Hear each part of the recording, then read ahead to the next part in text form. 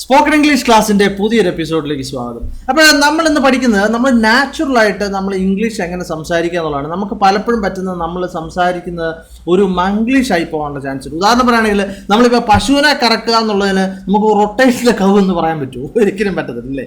അതിന് എങ്ങനെ പറയാം? നമുക്ക് അതിന് മിൽക്ക് ദ കവ് എന്നാണ് പറയേണ്ടത്. അപ്പോൾ തീർച്ചയായിട്ടും ശ്രദ്ധിക്കുക, നമ്മൾ ഇംഗ്ലീഷ് പഠിക്കുമ്പോൾ ആ ശുദ്ധത ആവശ്യമുണ്ട്. കൃത്യമായിട്ടുള്ള ഇംഗ്ലീഷ് നമ്മൾ പറയേണ്ട ആവശ്യമുണ്ട്. നമ്മൾ മലയാളീകരിച്ച് പറയരുത്. അതിനെ നമ്മൾ ഇംഗ്ലീഷിൽ പറഞ്ഞ കൊളോക്കേഷൻ എന്നാണ് പറയുന്നത്. രണ്ട് അല്ലെങ്കിൽ അതിൽ കൂടുതൽ വാക്കുകൾ ഒന്ന് ചേർത്ത് നമ്മൾ ഇതിൻ്റെ ഒന്നാമത്തെ ഭാഗം കണ്ടതാണ്. അതുപോലെ തന്നെ ഇത് നമ്മളെ നാച്ചുറലായിട്ട് അതുപോലെ തന്നെ നേറ്റീവ് സ്പീക്കേഴ്സ് ഇംഗ്ലീഷ് സംസാരിക്കുന്ന പോലെ സംസാരിക്കാൻ സാധിക്കും. അപ്പോൾ നമ്മൾ ശ്രദ്ധിക്കുക. അപ്പോൾ ആദ്യമായിട്ടുള്ളത് ആസ്ക് ഫോർ അഡ്വൈസ് എന്ന് പറഞ്ഞാൽ ഉപദേശം ചോദിക്കുക എന്നുള്ളതാണ് എൻ്റെ അർത്ഥം. ഓക്കെ, ഇവിടെ ഒരു ഉദാഹരണം ശ്രദ്ധിക്കാം. Don't be afraid to ask your teacher for advice on how to prepare for the exam. Okay, നമ്മൾ സാധാരണ എക്സാമിന് എങ്ങനെ പ്രിപ്പയർ ചെയ്യാം എന്ന് നമ്മൾ ടീച്ചേഴ്സിനോട് ചോദിക്കാറുണ്ടല്ലേ. അത് തന്നെയാണ് അവിടെ പറഞ്ഞിരിക്കുന്നത്. നിങ്ങൾ ഡോണ്ട് ബി അഫ്രൈഡ്, നിങ്ങൾ പേടിക്കേണ്ട ആവശ്യമില്ല. ബി നമ്മൾ പഠിച്ചാണ് അല്ലേ. Why don't you ask your brother for some advice, he knows all about English എന്ന് പറഞ്ഞാൽ എന്താണ്? എന്തുകൊണ്ടാണ് നിങ്ങൾ സഹോദരനോട് ചോദിക്കാതിരുന്നത്? അവന് ഇംഗ്ലീഷിനെ പറ്റി എല്ലാം അറിയാമല്ലോ എന്നാണ് പറയുന്നത്. ആബ്സല്യൂട്ട്ലി നെസസറി എന്ന് പറഞ്ഞാൽ ഒഴിവാക്കാൻ പറ്റാത്ത. നമ്മൾ സാധാരണ ചിലപ്പോൾ ഉപയോഗിക്കാറുണ്ട് വെരി ഇമ്പോർട്ടൻറ്റ് എന്നൊക്കെ ഉപയോഗിക്കാറുണ്ട് അല്ലേ. പക്ഷെ കൃത്യമായിട്ടുള്ള എന്താണ്? Absolutely necessary.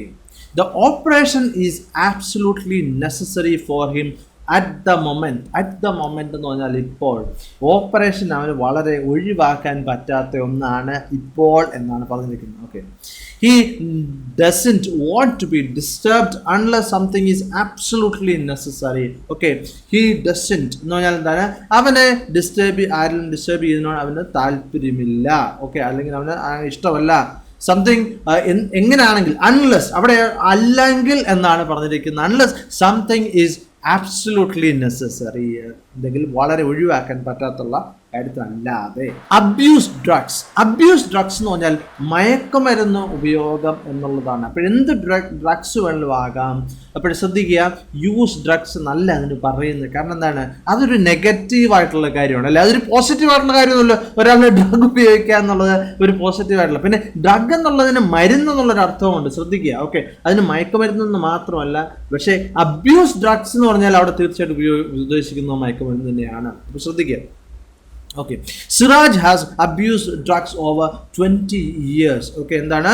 അവന് 20 വർഷം സിറാജ് മയക്കുമരുന്ന് ഉപയോഗിച്ചു എന്നാണ് പറയുന്നത്. Okay, he died early due to abusing drugs for so many years. അവനെന്താണ്? അവൻ നേരത്തെ മരിച്ചുപോയി. നമ്മൾ കണ്ടാണല്ലേ ബാറ്റ്മാൻ എന്ന് പറഞ്ഞ സിനിമയ്ക്കകത്ത് ഒരു ജോക്കർ ഉണ്ടല്ലോ, നിങ്ങൾ കണ്ടിട്ടുണ്ടെങ്കിൽ അറിയാം. അദ്ദേഹം നേരത്തെ മരിച്ചുപോയി അല്ലേ. പക്ഷെ എങ്ങനെയാണ് അദ്ദേഹം മരിച്ച? മയക്കുമരുന്നിൻ്റെ അമിതമായിട്ടുള്ള ഉപയോഗം കാരണമാണ് മരിച്ചുപോയത്. ഇനി മറ്റൊന്നാണ് അബ്യൂസ് ഓഫ് പവർ എന്ന് പറഞ്ഞാൽ അധികാര ദുർവിനിയോഗം. ശ്രദ്ധിക്കുക, അധികാര ദുർവിനിയോഗം, abuse of power. He was charged with abuse of power to keep the prices artificially high. Okay, എന്താണ് ചെയ്തത്? ഈ വില ആർട്ടിഫിഷ്യലി ആയി എന്ന് പറഞ്ഞാൽ യഥാർത്ഥത്തിൽ വില കൂടുതലല്ല. പക്ഷെ എന്താണ്? അദ്ദേഹം വില കൂട്ടി വെച്ചല്ലേ, പൂഴ്ത്തിവെപ്പൊക്കെ നടത്തിയൊക്കെ ആയിരിക്കും ചിലപ്പോഴല്ലേ. അപ്പോൾ ആൾക്കാരൊക്കെ സഹായിച്ചു, അങ്ങനെ അധികാരത്തിലുള്ളവരൊക്കെ സഹായിച്ചതിൻ്റെ ഫലമായിട്ട്. അതുകൊണ്ട് he was charged with. Okay, എന്താണ്? ശ്രദ്ധിക്കുക, ഹി വാസ് ചാർജ്ഡ് വിത്ത് എന്നാണ് പറയുന്നത്. അവിടെ ഇത് പാസീവ് വോയിസ് ആണ് ഉപയോഗിച്ചിരിക്കുന്നത്. ആരാണ് അദ്ദേഹത്തിനെതിരെ എന്താണ് അധികാര ദുർവിനിയോഗത്തിന് കേസ് എടുത്തു എന്നുള്ളത് പറഞ്ഞിട്ടില്ല. അത് അവിടെ പ്രധാനപ്പെട്ട ഒരു കാര്യമില്ല. അപ്പോൾ തീർച്ചയായിട്ടും നിങ്ങൾ ആ പാസീവ് വോയിസിൻ്റെ ചാപ്റ്റർ ഒന്ന് കാണേണ്ട ആവശ്യമുണ്ട്. മറ്റൊന്ന്, president Trump was accused of abusing his power. Okay, എന്താണ്? അദ്ദേഹത്തിൻ്റെ മേൽ ആരോപണം ഉന്നയിച്ചല്ലേ, എന്താണ്? അദ്ദേഹം അധികാര ദുർവിനിയോഗം നടത്തി എന്നുള്ളത്. ഇതും ശ്രദ്ധിക്കുക, ഇവിടെയും നമ്മൾ ഉപയോഗിച്ചിരിക്കുന്നത് പാസീവ് വോയിസ് ആണ്. കാരണം ആരാണ് അദ്ദേഹത്തിനെതിരെ അക്യൂസ് ചെയ്യുന്നുള്ളത് ഇവിടെ പ്രധാനപ്പെട്ടതല്ല. കാരണം എന്താണ്? ഇവിടെ പ്രധാനപ്പെട്ടത് പ്രസിഡന്റ് ട്രംപ് ആണ്. നമ്മൾ കണ്ടതാണല്ലേ, ഈയിടെ പത്രത്തിൽ കണ്ട ഒരു കാര്യമാണ്. അക്സെപ്റ്റ് ഡിഫീറ്റ് അല്ലെങ്കിൽ അക്സെപ്റ്റ് ഡിഫീറ്റ്, തോൽവി സമ്മതിക്കുക. He finally had to accept a defeat. Okay, അവൻ അവസാനം തോൽവി സമ്മതിക്കേണ്ട വന്നു. Rahul thought he couldn't win the game, so he had to accept a defeat. Okay, എന്താണ്? അവന് മനസ്സിലായി അവന് ജയിക്കാൻ പറ്റില്ല എന്നുള്ളത്. അതുകൊണ്ട് അവന് തോൽവി സമ്മതിക്കേണ്ടി വന്നു എന്നാണ് ഇവിടെ പറഞ്ഞിരിക്കുന്നത്. Accept a challenge.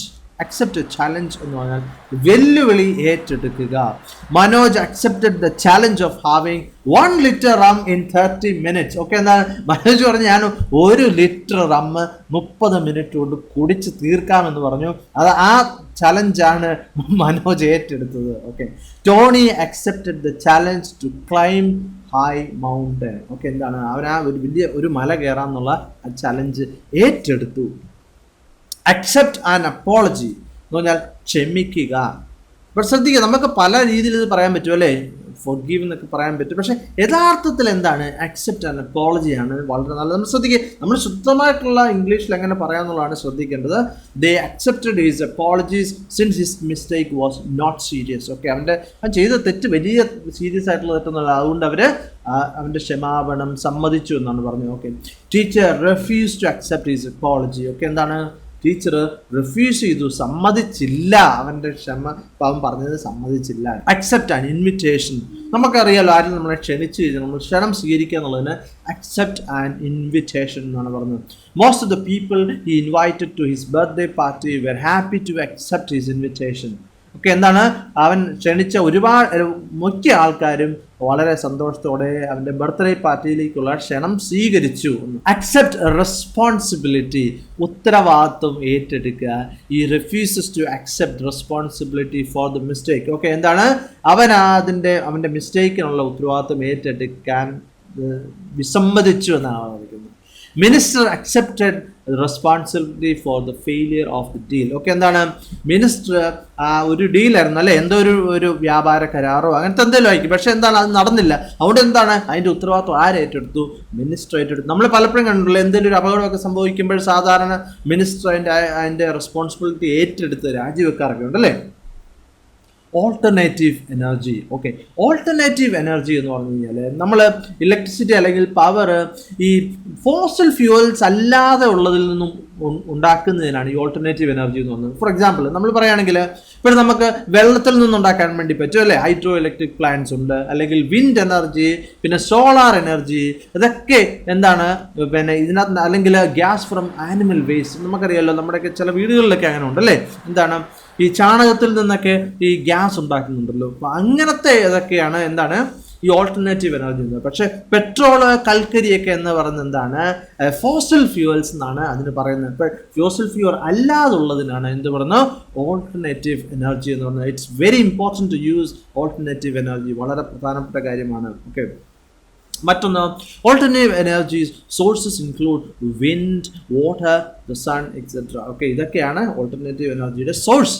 ഓക്കെ, മറ്റൊന്നാണ് ഓൾട്ടർനേറ്റീവ് മെഡിസിൻ. ഓക്കെ, എന്താണ് അലോപ്പതി അല്ലാതെയുള്ള മെഡിസിൻസിന്, അങ്ങനെയുള്ള പിന്നെ എന്താണ് ഈ വൈദ്യശാസ്ത്രത്തിനൊക്കെ എന്താണ് പറയുന്നത് ഓൾട്ടർനേറ്റീവ് മെഡിസിൻ എന്നാണ് പറയുന്നത്. മിക്ക വിദേശ രാജ്യങ്ങളും അതൊന്നും അനുവദനീയമല്ല. ഫോർ എക്സാമ്പിൾ ഇവിടെ ആയുർവേദം എല്ലാ രാജ്യങ്ങളും, അല്ലെങ്കിൽ ഹോമിയോപ്പതി എല്ലാ രാജ്യങ്ങളിലും സമ്മതിച്ചിട്ടുള്ള ഒന്നല്ല. ശ്രദ്ധിക്കുക, alternative medicine includes treatment such as homeopathy and acupuncture. Okay, ഇതൊക്കെ എന്താണ് ഓൾട്ടർനേറ്റീവ് മെഡിസിനിൽ പെടുന്നതാണ് അല്ലേ.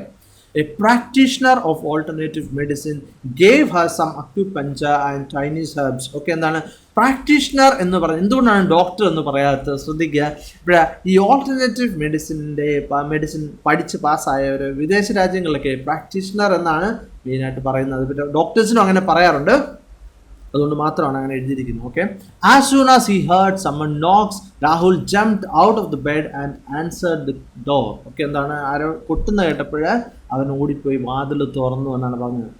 No one answered the door although he rang the doorbell many times. Okay, എന്താണ് ഒരുപാട് തവണ ബെല്ലടിച്ചെന്ന് പറഞ്ഞാലും ആരും അത് ഉത്തരം കൊടുത്തില്ല എന്ന് പറഞ്ഞിരിക്കുന്നത്. Answer the phone. ഓക്കെ, അത് നമുക്ക് അറിയാം, എന്താണ് ഫോൺ എടുക്കുക എന്നുള്ളതാണ് അതിൻ്റെ അർത്ഥം. Answer the phone. It took him 15 minutes to answer the phone. Okay, എന്താണ് അവൻ 15 മിനിറ്റ് വിളിച്ച് കഴിഞ്ഞാണ് ഫോൺ എടുത്തത് അല്ലേ. I called his number but he didn't answer the phone. Okay, നമുക്ക് ശ്രദ്ധിക്കുക, നമുക്ക് പറയാവുന്നൊരു കാര്യമാണ് അല്ലേ, എന്താണ് ഞാൻ അവനെ വിളിച്ചായിരുന്നു പക്ഷേ അവൻ ഫോൺ എടുത്തില്ലെന്ന് എങ്ങനെ പറയും? ഇവിടെ നമ്മൾ ചില സാഹചര്യങ്ങളിൽ അങ്ങനെ പറയേണ്ടി വരും അല്ലേ. I called his number but he didn't answer the phone. Answer the phone. Ask for help. എന്താണ് സഹായം ചോദിക്കുക. അപ്പോൾ എന്താണ് ask for suggestions.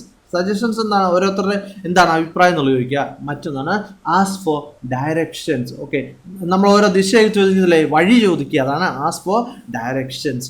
If you don't know which way to go, you can ask for directions. Okay, നിനക്ക് അറിയത്തില്ല എങ്ങോട്ട് പോകണമെന്നുണ്ടെങ്കിൽ നിനക്ക് വഴി ചോദിക്കാം എന്നുള്ളതാണ് പറയുന്നത്. മറ്റൊന്നാണ് ആസ്ക് പെർമിഷൻ, അനുവാദം ചോദിക്കുക.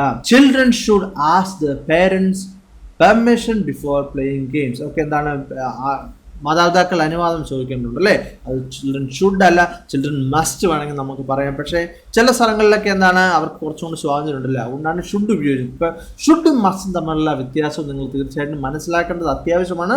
അപ്പോൾ നമുക്ക് ഈ പഠിച്ചതെല്ലാം കൂടെ ഒന്നുകൂടെ ഒന്ന് കണ്ടു നോക്കാം, ഏതൊക്കെ വാക്കുകളാണ് പഠിച്ചതെന്നുള്ളത്. Ask for advice, ask for advice, absolutely necessary, abuse drugs, abuse of power, accept a defeat, accept a challenge, accept an apology, ask permission, accept an invitation, accept responsibility, alternative energy, answer the call, answer the phone, answer the door, ask for help, ask for suggestions, ask for directions, ask permission. അപ്പോൾ തീർച്ചയായിട്ടും നിങ്ങൾക്ക് ഇത് ഇഷ്ടപ്പെട്ടെന്ന് കരുതുന്നു. മറ്റൊരു video ആയിട്ട് വീണ്ടും കാണാം. Thank you very much for watching and God bless.